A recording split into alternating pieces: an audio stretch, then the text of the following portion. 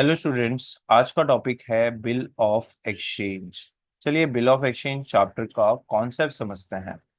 Bill of exchange पे यहाँ पर मान लेते हैं मिस्टर ए, ये जो पर्सन है, इसने क्रेडिट पर सामान सेल किया मिस्टर बी को। ठीक है, कंडीशन यही है, क्रेडिट पर सामान सेल होना चाहिए। लेट्स से 10,000 रुपीज की गुड्स है फॉर 2 मंथ्स। तो यहाँ पर ए को जो पैसे मिलने वाले हैं वो 2 महीने बाद मिलेंगे। ठीक है, फॉर 2 मंथ्स मतलब 2 महीने बाद मिलेंगे। क्या पता बी उसको पैसे देगा या नहीं देगा। ठीक है, इसलिए ये ए क्या करेगा, एक बिल ड्रॉ करेगा और बी से वो एक्सेप्ट करवा लेगा। ठीक है, तो ए ने बिल ड्रॉ किया और बी उसे एक्सेप्ट करके ए के पास दे देगा। ठीक है, यहाँ पर एक लीगल डॉक्यूमेंट साइन हुआ जिसे हम कहते हैं बिल ऑफ एक्सचेंज। तो ए ने बिल ड्रॉ किया, इसलिए ए को हम कहेंगे ड्रॉवर। तो ए बन जाएगा ड्रॉवर, बी बन जाएगा ड्रॉवर। ठीक है स्टूडेंट, यहां तक आपको ये समझ में आ गया है कि बिल ऑफ एक्सचेंज चैप्टर में सबसे फर्स्ट ट्रांजैक्शन जो होता है वो होता है क्रेडिट सेल। ठीक है, क्रेडिट में सामान। सेकंड ट्रांजैक्शन होगा एक्सेप्टेंस ऑफ बिल। ठीक है, अब ड्यू डेट पर, ड्यू डेट पर, ड्यू डेट पर क्या हो सकता है, दो कंडीशन होगी, या तो बिल हॉनर्ड होगी या तो फिर बिल डिसऑनर्ड होगी। ठीक है, या तो हॉनर्ड होगी या तो डिसऑनर्ड। हॉनर्ड हो गई तो नो प्रॉब्लम, हॉनर्ड हो गई तो बी क्या करेगा, बिल ले लेगा, पैसे दे देगा। बट अगर डिसऑनर्ड हुई तो डिसऑनर्ड में दो कंडीशन आता है। एक होता है नॉर्मल डिसऑनर्ड, मतलब विदाउट नोटिंग चार्जेस, और दूसरा होता है विथ नोटिंग चार्जेस।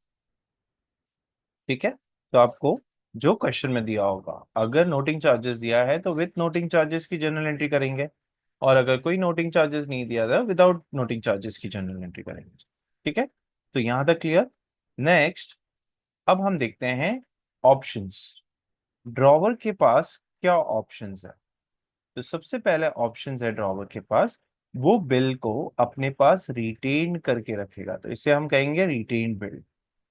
सो मान लेते हैं कि ए ने जो बिल ड्रॉ किया हुआ है वो 1 अप्रैल को 24 को किया हुआ है, एंड इसका जब हम ड्यू डेट निकालेंगे तो ड्यू डेट आफ्टर 2 मंथ्स ये हो जाएगा आपका 6, सॉरी, इसका जो ड्यू डेट हो जाएगा वो होगा 1 जून 2024। ये जो है, ये इसे हम कहेंगे नॉमिनल ड्यू डेट, और इसमें आपको 3 ग्रेस डेज ऐड करने पड़ेंगे।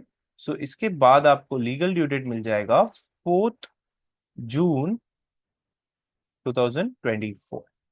ठीक है, सो यहाँ पर कंडीशन रिटेन बिल में क्या है कि ए ने बिल अपने पास ही रखा है टिल ड्यू डेट।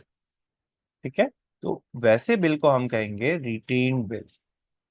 दूसरा कंडीशन है जहां पर ए क्या करेगा, ए बिल को बैंक के पास से डिस्काउंट करवा लेगा। तो इसका बेसिक मतलब क्या है, डिस्काउंटिंग करवाना।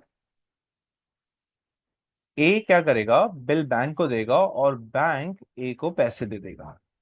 ठीक है, तो ये जो कॉन्सेप्ट है इसको हम कहेंगे डिस्काउंटिंग ऑफ बिल, इसको हम कहेंगे discounting of bill. Third concept देखते हैं, तो थर्ड कॉन्सेप्ट में आता है endorsement of bill. Endorsement of bill, basically इसमें होता क्या है, उसमें मान लेते हैं ए ड्रॉवर और ए को पैसे देने हैं सी को 10,000। तो ए के पास पैसे नहीं है, तो वो पैसे की जगह पर सी को क्या दे देगा, बिल। तो बेसिकली उसने क्या किया, ए ने पैसे की जगह पर सी को बिल दे दिया, तो ये प्रोसेस को हम कहेंगे endorsement of bill. And fourth option है यहां पर बिल सेंट फॉर कलेक्शन। तो ये जो फोर्थ ऑप्शन है बिल सेंट फॉर कलेक्शन, तो इसमें ये होता है ए बिजनेसमैन है, उसके पास बिल्कुल समय नहीं होता। सो वो क्या करेगा, जैसे ही उसने बिल एक्सेप्ट करवा लिया ड्रॉवी से, तो उसने वो बिल बैंक के पास जमा कर दिया, सो दैट बैंक उसको सर्विस प्रोवाइड करेगी, और ड्यू डेट पर वो बैंक जो है वो बी से बिल कलेक्ट करके ए के अकाउंट में डिपॉजिट कर देगी। तो ये प्रोसेस को हम कहते हैं बिल सेंड फॉर कलेक्शन।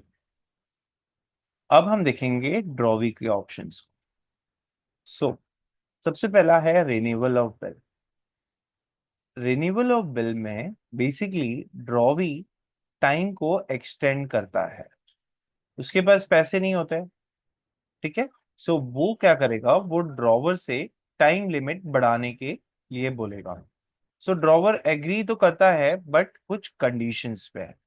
तो वो जो कंडीशंस है वो हो सकते हैं कि वो बोलेगा मुझे अभी 50% का पेमेंट चाहिए, या फिर मुझे जो रिमेनिंग अमाउंट है उस पे मुझे इंटरेस्ट चाहिए। तो यहाँ पर सबसे पहले हम करेंगे बिल को कैंसिल। तो फर्स्ट स्टेप में आपको बिल को करना है कैंसिल, तो कैंसिलेशन ऑफ ओल्ड बिल।